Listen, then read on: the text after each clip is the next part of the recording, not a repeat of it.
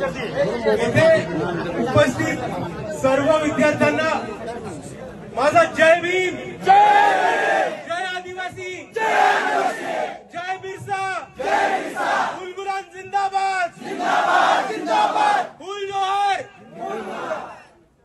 मित्रांनो, सर्वात पहिले मी आपल्या सर्वांचे खूप खूप अभिनंदन करतो की आपण सर्वांनी ताकद दाखवून दिली आहे आणि परत एकदा या महाराष्ट्राला दाखवून दिलंय की आदिवासी विद्यार्थ्यांशी जर अन्याय झाला तर आदिवासी विद्यार्थी अजून झोपला नाहीये। अरे बुम नाही, तुमच्या नंतरची मी इथे आदिवासी विद्यार्थ्यांनी एवढंच सांगतो की आपण सर्वांनी परत एकदा दाखवून ठेवलंय की जर सरकारने आदिवासी विद्यार्थ्यांचा फंड चोरायचा प्रयत्न केला, त्यांच्या मागण्या दाबायचा प्रयत्न केला किंवा त्यांच्या हक्क जे आहेत ते त्यांच्यापासून हिनून घ्यायचा प्रयत्न केला तर आजही इकडचा आदिवासी विद्यार्थी जागा आहे, तो आंदोलन करू शकतो आणि सरकारला जाब विचारू शकतो। आज आपण हे आंदोलनाच्या माध्यमातून दाखवून दिले, त्याबद्दल आपल्या सर्वांचे खूप खूप धन्यवाद करतो।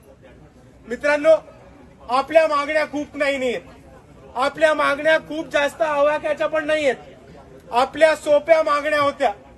सर्वात पहिले की जिथे जिथे आदिवासी हॉस्टेल असेल विद्यार्थ्यांसाठी तिथे तिथे एक चांगल्या दर्जाचं मेस झालं पाहिजे, ही आपली पहिली मागणी होती। दुसऱ्या बाजूला गडचिरोलीमध्ये ज्या आदिवासी विद्यार्थिनींना साप चावला होता आणि ज्यांचा त्याच्यामध्ये मृत्यू झालाय त्या विद्यार्थिनींच्या कुटुंबाला 1 कोटीची मदत ही सरकारकडनं दिली पाहिजे आणि त्यांच्या घरातल्या एका व्यक्तीला सरकारी नोकरी दिली पाहिजे, ही आपली दुसरी मागणी आहे। तिसरी मागणी आहे की आदिवासी कोट्यामध्ये आदिवासींचं सर्टिफिकेट वापरून जे भामटे घुसखोर फिरलेत त्यांचा सर्टिफिकेट रद्द करा आणि आदिवासींचं आरक्षण आणि आदिवासी विद्यार्थ्यांचं आरक्षण हे फक्त ओरिजिनल आदिवासींना मिळालं पाहिजे, डुप्लिकेट कोणीही नकोय।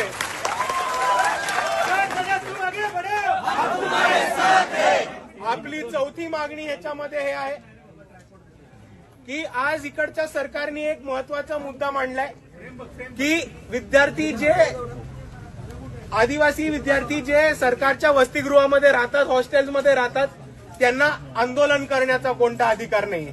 सर्वात पहिले जे सरकार म्हणतं की यांना अधिकार करण्याचा कोणताही अधिकार नाहीये, त्या सरकारचा आम्ही धिक्कार करतो आणि त्यांना हेच सांगून ठेवतो